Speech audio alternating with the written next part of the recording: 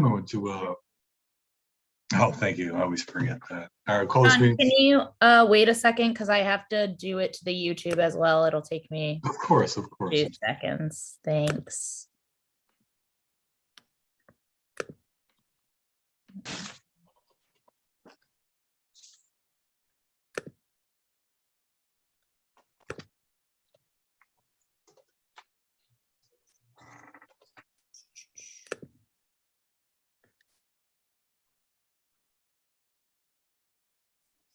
And you're good to go. Thank you very much. I will now call the Economic Community Development Committee meeting of the Common Council to order at 7:02 p.m.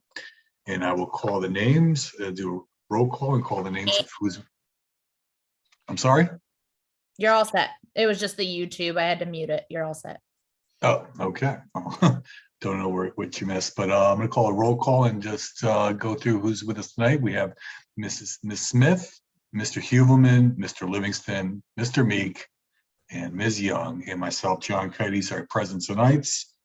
And next up is public participation. Sabrina, do we have anyone signed up to speak? We do have one participant. We have Diane Lauricella. Diane, you should be able to unmute yourself now. Yes, thank you. Good evening, Chairman Kites and the committee and the staff. Diane Lauricella. I just happened to be on another call, the Mayor's Water Quality Committee. So I was on there and I thought might as well pop over to your committee. I wanted just to ask some quick questions tonight about a very important item related to the Tree Master Plan program and the fact that it stated in inventory and canopy assessment. So I wanted to know how this master plan with those particular goals compare to the Western Connecticut Council of Governments tree canopy study. And $150,000 is a lot of money. And I want to make sure that we are not replicating the efforts that were made by professionals to review the tree canopy study. So I was wondering if Sabrina or someone would be able to explain why this is needed as opposed to a master plan that talks about, I just don't want to see us replicating doing an inventory and a canopy assessment. Instead, is this master plan, why would we be replicating some technical important data collection that we've already done? Instead, there could be other things that a tree master plan could do, or that money could be spent on other more pressing needs. And everyone on this call knows that I very much care about tree canopy and planting trees. It's a very important part of the environment for many reasons, and as far as health and welfare, flood retention, health of our citizens with heat index. So it's not that I don't feel we need to have an organized way of tree planting, et cetera. It's just that it appears to me that I know that some of the staff, not anyone on this call, were upset that WestCog at the time stated about how Norwalk had one of the lowest amounts of tree canopy. I know we're all trying to do our best, but I hope that's not the main reason why this is being done. I really would love to, I look forward to the discussion about why an inventory and canopy assessment is needed. It seems like a replication of data collection. So thank you for letting me speak, and I look forward to the discussion. Thank you, Ms. Lauricella. Sabrina, is there anyone else? There is no one else. Okay, thank you. And we'll close public participation and move on to item 1A, approval of the minutes of October 6, 2022. Would someone like to move those minutes? Thank you, Mr. Huberman. Any corrections, deletions, omissions? Mr. Livingston? You're on mute. Yeah, got it. Page 3. I think something's missing in the second full paragraph that says Ms. Vonacek said that blah, blah, blah. The second sentence starts, end of the second line. She said this was more geared to, they were going to close Washington. I think it's more geared, I don't know what's more geared to the street, to the kids. I don't know what, but I think something's missing. Jess, do you remember what you said? I don't, but I'm going to pull them up right now and take a look.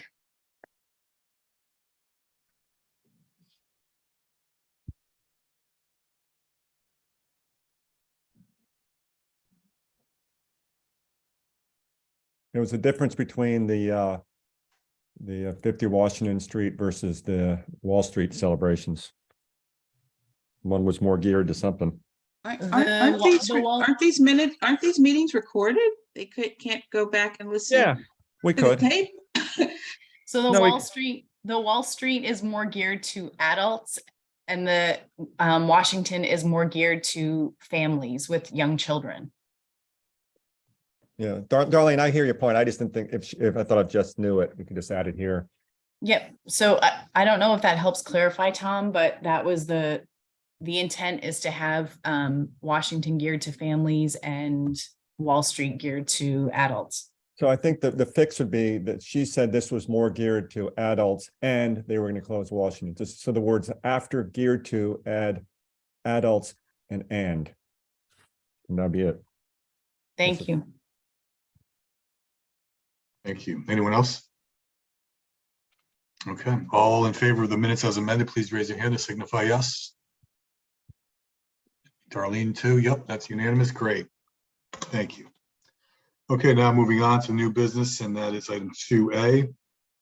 1, forward to the Common Council, the authorization for Mayor Harry W. Rilling to execute contract between the City of Norwalk and Plant IT Geo Inc. in an amount not to exceed $150,000 for the Tree Master Plan Program Inventory and Canopy Assessment, count numbered, noted as ARPA funding. Would someone like to move that? Thank you, Mr. Livingston. Jess, I believe you have something to present. Yeah, absolutely. Thank you very much. So as you probably remember, we brought through the ARPA proposed funding to this committee and also finance and also Common Council. And in that particular outline, there was almost $1 million dedicated to environmental and green space. It was $995,000. And $150,000 was dedicated to what we called a tree management plan, and $500,000 was dedicated to tree planting. In addition to the $500,000 tree planting from ARPA, we also have $250,000 from the MLK Corridor Initiative, which is state funds through the Urban Act program, and also $50,000 through GGP money as well. So we're looking at along with the capital budget as well. So we're looking between $800,000 and $1 million just for tree planting alone. We were able to put an RFP out. We interviewed 2 vendors, and we felt very strongly, each of the committee members felt very strongly to bring forward and offer the vendor Planet Geo the contract. And so today we wanted to explain a little bit about what is in the scope of work, and also explain what the anticipated timeline is that we're working with, and also any anticipated cost that would be in addition to the $150,000. So from a deliverable standpoint, the scope of work includes 8, what I see as 8 deliverables. There's background in your packet for you to take a look at, and it's actually consolidated into, I believe, 5 phases, but what I see is 8 deliverables. One deliverable is an inventory. They'll be auditing our existing inventory, which exists through DPW. The existing inventory right now is 800 records. So they'll be going through the 800 records and cross-checking and auditing all of that information. In addition to that, they'll be inventorying between 4,000 and 4,500 trees. We can determine if those are public trees or if they're on private land, but they'll be increasing our inventory by at least 4,000 records.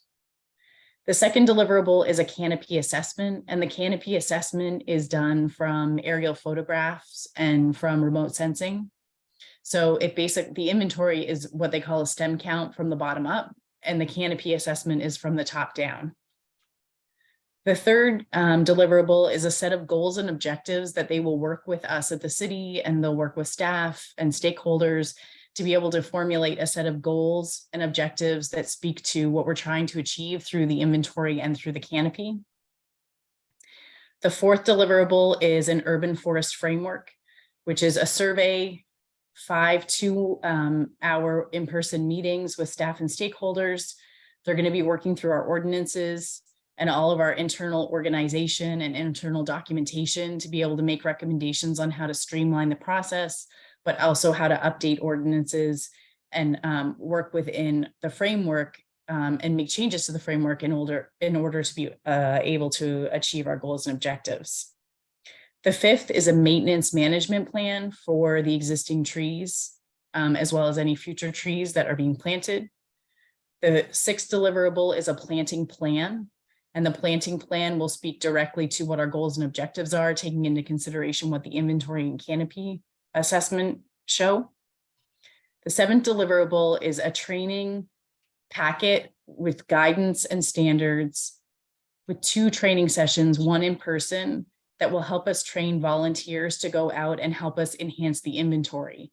So the idea is that they'll do an in-person training with a follow-up through Zoom and produce a guide that will help us work with the volunteers here in the city to go out and actually inventory the trees to help reduce costs in the long term for trying to inventory our remaining trees.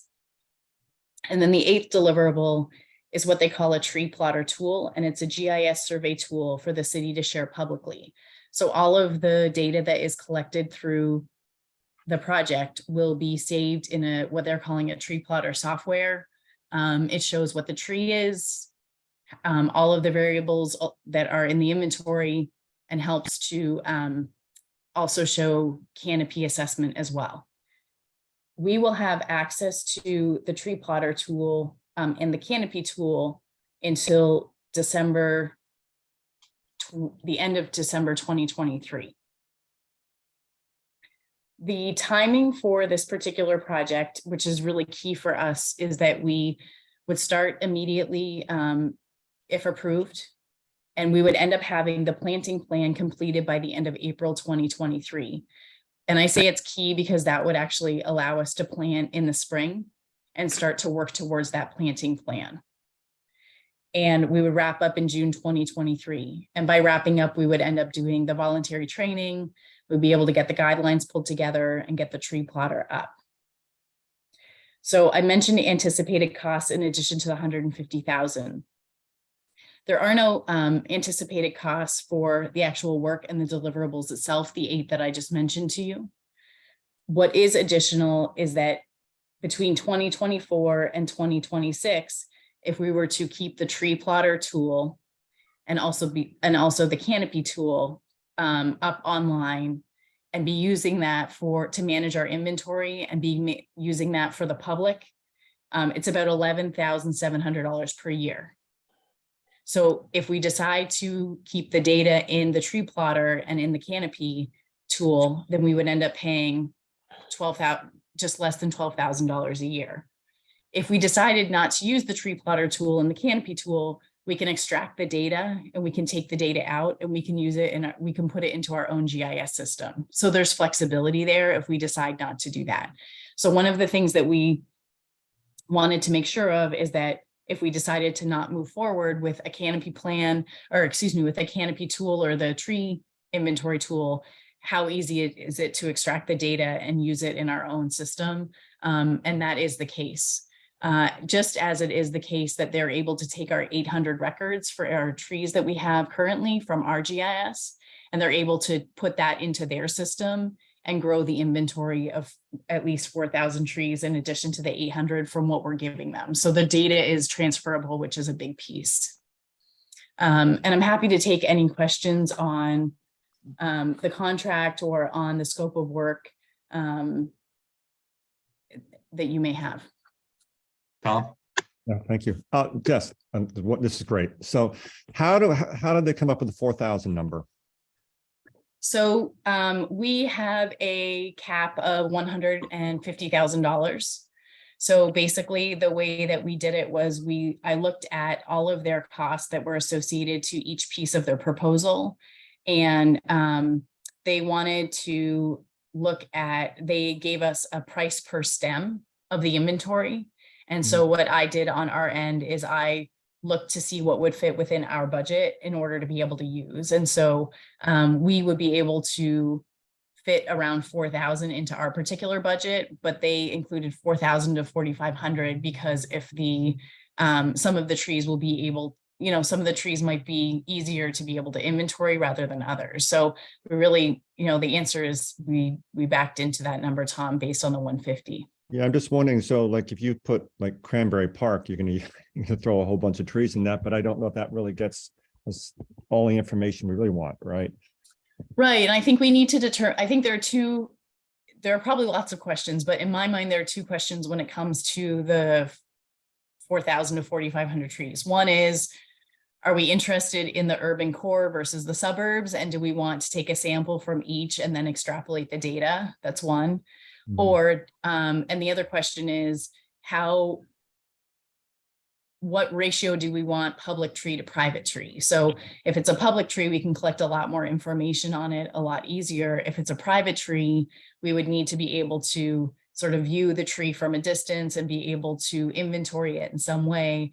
We could take the biggest question that I had for the team was, does this number get you enough information to be able to extrapolate data as a sample, right? So is this sample large enough for you to extrapolate data and have confidence in your canopy assessment and in your inventory? And does it give you enough information to be able to build a management plan and a planting plan? And their answer was yes, that they believe that this is more than enough information for them to move forward with.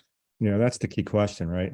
Yeah, I mean, I think it's so critical to get the right amount of data because that's what everything else is based on, right? Yeah. So, yeah. All right. Well, this is great, as I said, and I think it would really be helpful to have a real plan moving forward. So thank you for doing this. Thank you. Barbara?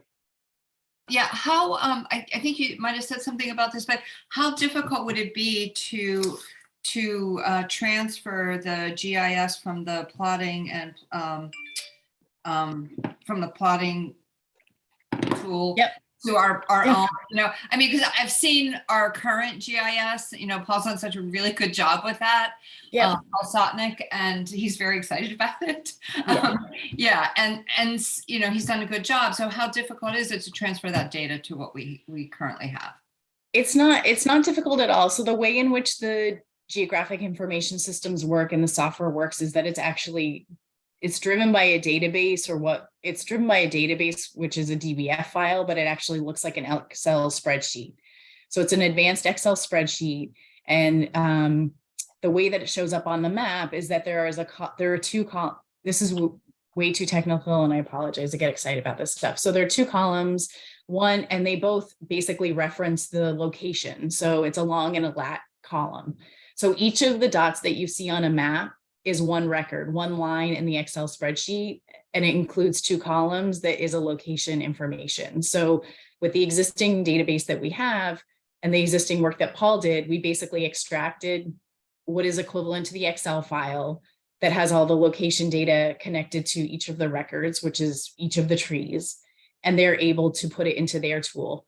And alternatively, they can take it out of their tool and save it as an Excel file, and we can put it back into our system. So they're really transferable from what I can see. Awesome. Anyone else? Mr. Huberman? Thank you, Chairman Kites. Jess, I think this is great. I'm excited for this, and I didn't realize that it was dovetailing into the work that Paul has done, which Yeah. I think is important because Paul's worked so hard that this is just building and helping him for all of this.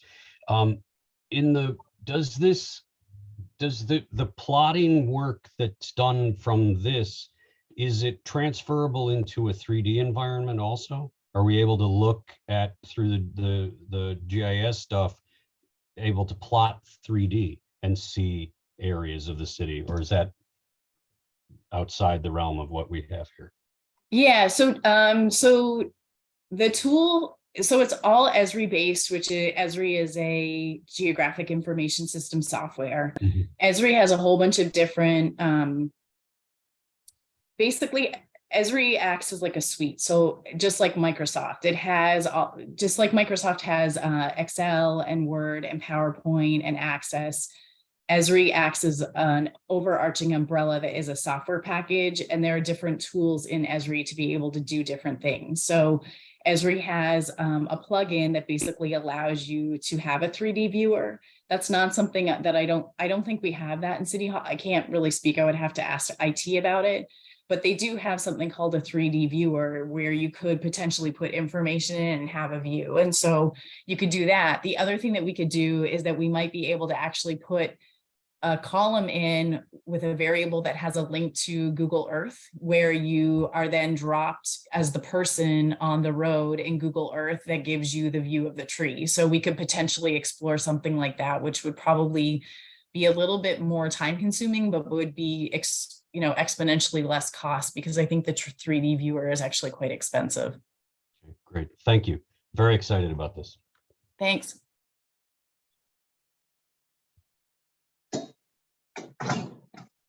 Darlene? I'm Ms.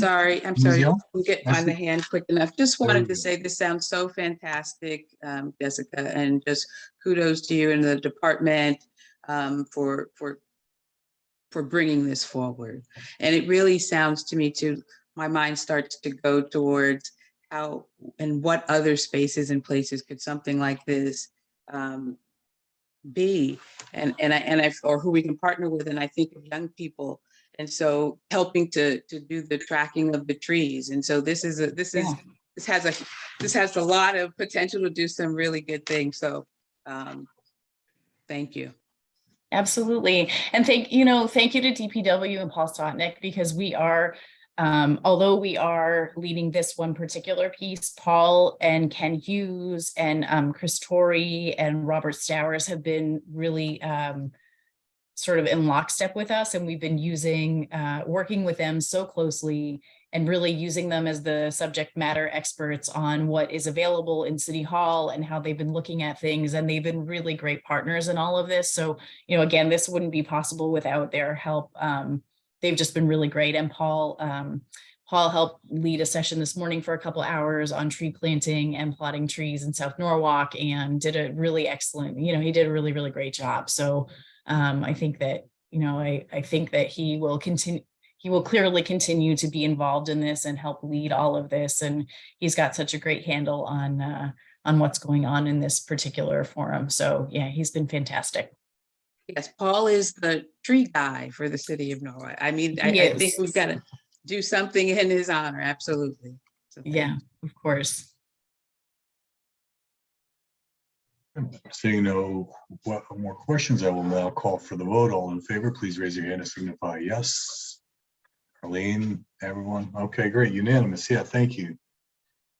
Moving on now, more of updates and discussion, and that's the update on the business-related city offering program, the opening of the Business Development Center, which happened today, and funding expenditures. So Jeff, Jess, are you going to present these updates to the committee? Yeah, Sabrina, did you want to take this one? Sure, I can take it. Yeah, that would be great. Thank you. No problem. So thank you to many of you that showed up to the ribbon cutting today. So I'm just going to run you through some of the numbers that Jess ran through during her speech today, but also give you some background on some of the programs. I know you've approved them all in, a 3-year time period, but it's nice to get some updates specifically on each of the programs, but also what we're offering now at the Business Development Center. So with no further ado, so these are our partners that we've met with about twice now. Some of them were at the ribbon cutting today. So we are in the redevelopment agency space. There's redevelopment agency staff with us in that space. We've also partnered with SCORE, the Black Business Alliance, and the Chamber and the Greater Norwalk Hispanic Chamber of Commerce to provide educational opportunities and technical support that we might not have the ability to do at the city level. The Greater Norwalk Hispanic Chamber of Commerce is going to be on the second level at 3 Belden Avenue. And as part of our agreement with them, they're providing 10 workshops per year, all in English and in Spanish. If you asked me to provide a workshop in Spanish, I wouldn't be able to do that for you. So it's really great that we have this resource at right at the Business Development Center with us. So we're really proud of all of our partners, and we're really grateful that we're able to have all of us come together, not only in a physical space and to be able to have these people around us and partnering with us on our programs, but also to have a really cohesive network in the city of Norwalk that goes all the way up to the state level. So here's a little bit about what we offer. So at the center, we're going to be offering access to capital. So those are all of our financial programs that we have available, free support and marketing. So that's the Visit Norwalk site, as well as the technical support of, I want to open a business, where do I start and where do I go, all the way to, I want to close my business. What do I have to do and how do I do that? We're also going to have educational opportunities, as I just mentioned, in both English and in Spanish, that will run the gamut from access to capital, marketing your business, HR related questions, tax related questions, writing a business plan, all of that fun stuff. And then lastly, we'll have kind of partner connections. So the real goal is, if somebody walks in the door, if we can't help them, we can point them in the direction of somebody who can. A lot of this is also about comfortability. Somebody who's a women or minority owned business owner might be more comfortable speaking to somebody that we don't necessarily have on staff, but that we have in our partner pool. So it's really great to have all of these assets together in one place. So we'll go to the access to capital first. So we'll run through the programs that we've done over the past 3 years since 2019, and kind of how those are growing over time. So these are just an outlay of all the programs we've offered. So since 2019, our first program was the Small Business in Main Streets program. I'll get a little bit more into how we use that funding to really support our businesses and the community as a whole. Kiva, which you guys are well versed in at this point in time, we just approved that program. The Storefront Improvement Program, which again started in 2019, but we've been running that program through the Small Business in Main Streets program capital expense for the past 3 years. The Norwalk Innovation Initiative, which is a newer initiative. We did a kind of kickstart of this with the Chamber of Commerce that was paired with their Educational Small Business Development Academy. People who successfully completed that program went to a Shark Tank type of activity. Those who were chosen were receiving grants for the city for $5,000 to assist with their startup fees. We have the COVID-19 assistance grants, which I'm sure y'all are very familiar with as well. The first round of funding came from the Small Business in Main Streets program, with a special appropriation to increase that funding to assist our businesses to stay open and deal with COVID mitigation. We did another round of that with ARPA funding, and we have 2 more coming up in January, and then the following January will be the 4th and final round of that funding. And then what we all know, which is the Visit Norwalk site, and I'll also get into the Norwalk for Business site, which we actually just launched November 1st. So here's just a few pictures of our Small Business in Main Streets program. We were able to provide new trash cans. We were able to provide neighborhood banners. This supported the outdoor dining and the holiday decorations that we had on Washington Street as well. And then we have the Storefront Improvement Program that falls into that breath as well. So the Storefront Improvement Program, we actually just changed the guidelines to support business owners a little bit more. So when this program launched, it was a 50% match. So if you were getting $20,000 of a project, we would pay $10,000 and you would pay $10,000.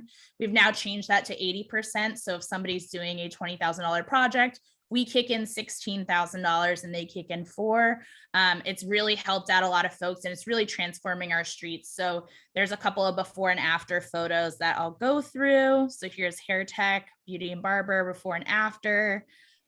We also had some lighting installations over on Wall Street. So the program's been really successful, and we've seen a lot of interest, and it's really been great for us to add for, physical improvements, not only to assist a business owner, but to assist the community and have a great streetscape.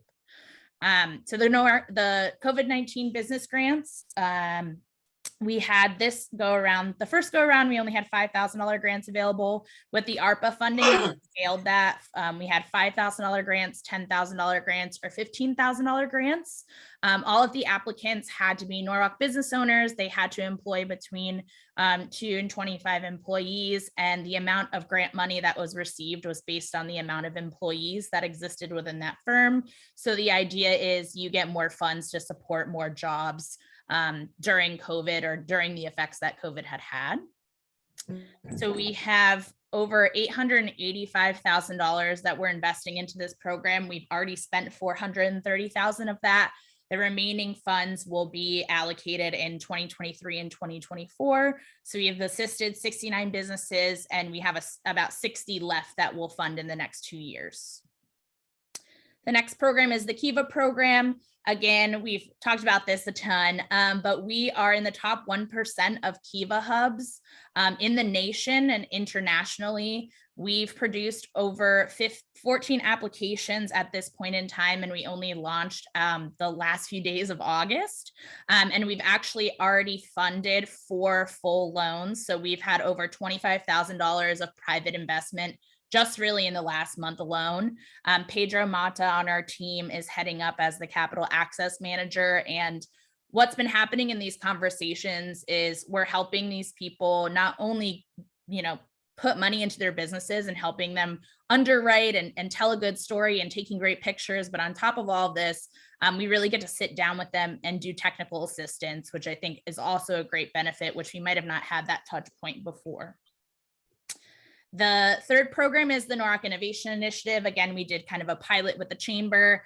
Lindsay received $5,000. YBI also received $5,000. So they went through that whole Shark Tank activity and through the educational program. The plan going forward is to open this up so that if you complete an educational program from any of our partners and you have a certificate of some sort, you would be able to participate in the Shark Tank event. And that Shark Tank event would occur over a week span where all of our partners would be involved, and it really become like a really big, cool event where then we can award the money at the end to folks who are appropriate that match our funding. We're also going to partner with the Black Business Alliance and SCORE that are doing similar things like this so that the funding pot's growing a little bit more, and hopefully we can help more businesses than we thought we were going to, which is great. And we also have free technical and marketing support. So here's the Norwalk for Business website that we launched on November 1st. If you go on there, it has everything that a business owner that is looking to open a business, looking to close a business, looking to expand a business, looking at the very bare bones if they want to move their business to Norwalk, it has all of that information on there. So if your employees need housing, that's on there. If you want to know the demographics of our education base here in Norwalk, we have that. It also connects to all of our partners and connects to all of our permitting processes, both at the state level and local level. So we're really excited about this tool, and it's going to start growing and hopefully get a lot of traffic. And it's been helpful to me already. So I'm hopeful that it'll become helpful to everybody else as well. Hey, Sabrina, before you move on, what's the link for that? Because I was just trying to find it. Norwalkforbusiness.org or .com. It'll redirect both of them. Gotcha. Thanks. Yep. And then we have Visit Norwalk, which is free for all of our businesses to use. I've spoken to actually like 10 people this week that were wanting to get on Visit Norwalk and weren't aware that it was a free resource. So please tell everyone that any business that is kind of within the tourism brand, whether that be, nail salons, hair salons, restaurants, places for activities and attractions, feel free to connect them with us. We're happy to get them on there. But we're really proud of Visit Norwalk. We have over 3,000 unique website visits a month. We have over 9,000 impressions with the advertising dollars that we've been using. And every single month, we're actually tracking 100 new visitors to the city from other locations around the tri-state area. So it's really awesome. Our advertising efforts are really working well for us. And it's really transferring into great economic benefit. And we also have those educational opportunities. So as I mentioned in the beginning, we'll have free educational workshops in English and in Spanish through the Greater Norwalk Hispanic Chamber of Commerce at the second floor of the Business Development Center. The Greater Norwalk Chamber is also providing the Small Business Development Academy. So they have been running this program for years, and they have a very stringent, I would say, attendance policy. But essentially, it's a 7-session workshop series, and we'll have this 7-session workshop series, and then we'll have a 10-session through the Greater Norwalk Hispanic Chamber of Commerce as well. So 2 great opportunities right here in Norwalk that'll be run out of the Norwalk Business Development Center. And last but not least, just the fun numbers. So we've invested over the past 3 years, $1.3 million to support businesses. So that's throughout all of our programming, all of our business assistance, all of our loans. We're totaling up to $1.3 million. We have $3.1 million to be invested by 2024. We've already allocated those funds, and we're ready to keep on trucking along, spending this money and getting it out to our businesses. This is just a graph to show that from 2018 to now, how we've increased our spending towards businesses. Obviously, when you see 2022, we have the ARPA dollars, but here, through the council and through the support of you guys and the mayor, we've really, trended upwards to really have fun supporting our businesses over the years. So we're really proud to keep that trend going. So we've assisted over 80 businesses to date with funding. We've spoken to over 450 businesses over the last 3 years since 2019. And we're projected to, obviously speak to even more businesses now that we have a centralized location to meet folks and be in the neighborhood. But we're also projecting to assist over 250 businesses with finances by 2024. And a really cool, important point, over 75% of the businesses that we've assisted thus far have been minority or women-owned entrepreneurs or businesses. So what's great is that we had a reserve for all of our programs for women and minority-owned businesses, but we've met and exceeded those reserves. Our reserves were only for 1/3 of funding, but we're 75%. So we've surpassed what our reserves were, which is really great. And the money's getting to exactly who we want it to go to. So that's it for me. If you have any questions, I'm happy to answer them. Again, you can come visit us at 3 Belden Avenue now. We're open, but we also have that norwalkforbusiness.org site that has a ton of information about Norwalk and how to open a business and all that fun stuff. So thanks for listening to me ramble, and I will answer any questions you guys have.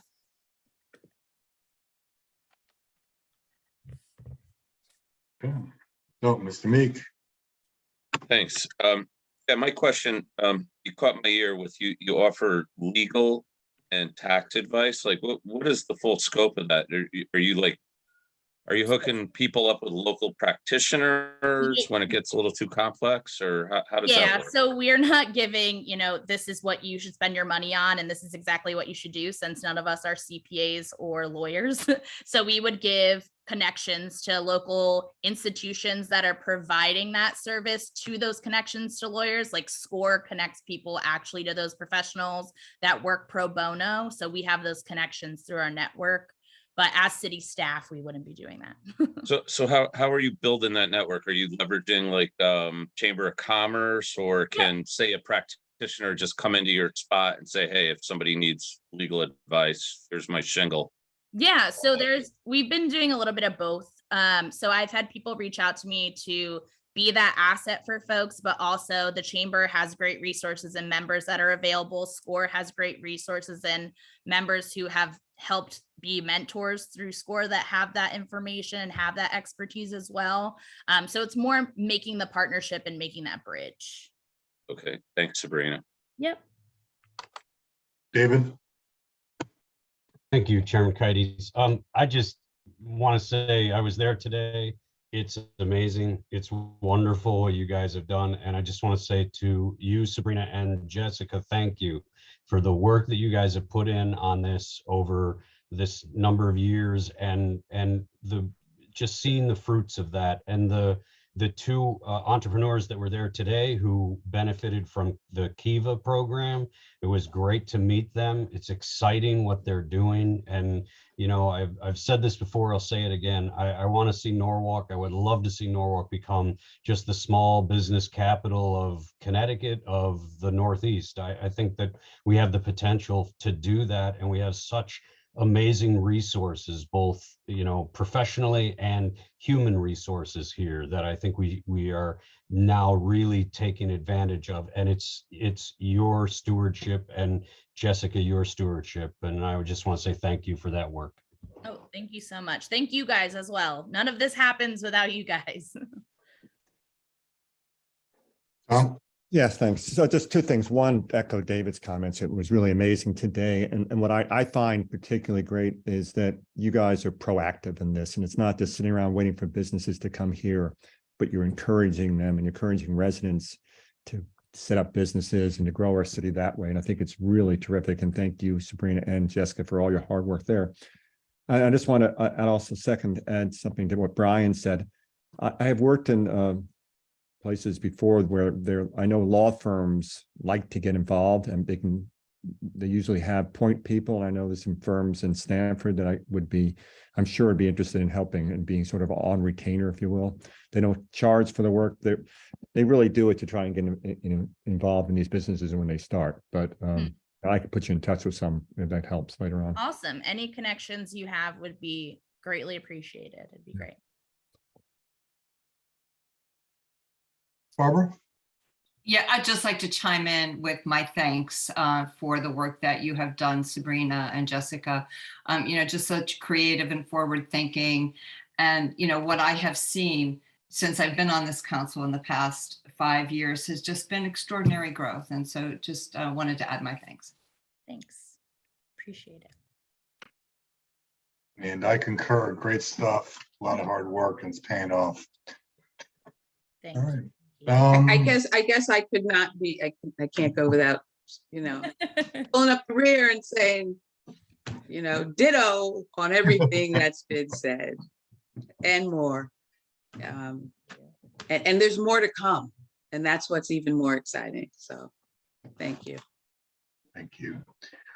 Jess, you mind giving us a quick update on what's coming up in the near future for the committee? No, not at all. So we've talked a little bit about the LDA coming forward from the term sheet that was discussed. So we anticipate that will come through probably in, I was going to say November, but we're already in November, in December. And then after that, we will be bringing forward Webster Street lot. So I know that those are two, those are all of the things that we've been talking about are all exciting milestones and moving forward with what we've talked about for ARPA, but from a citywide standpoint and an impact from a citywide standpoint, from the development perspective, it'll be great to talk to you about that LDA when it comes to 1517 Chestnut and also the Webster Street lot, and those are to come. And I know you guys have been really patient in waiting for those topics to come forward. But we're really eager to get them in front of you, and just want to make sure that they're in they are where they should be in order to be able to present. So definitely to come in the next couple months. And I was talking to Chairman Kites about it, and I think that the next couple of agendas will be pretty heavy in content when it comes to those two. Thank you, Jess. Okay, I guess on that note, I will call for the motion to adjourn. Someone like to move? Thank you, Barbara. All in favor? Good night, and have a great, beautiful, warm Evening. evening. Yes. Good night. everyone. Good night, all. Thanks, Thanks. everyone. Good night. Thank you so much.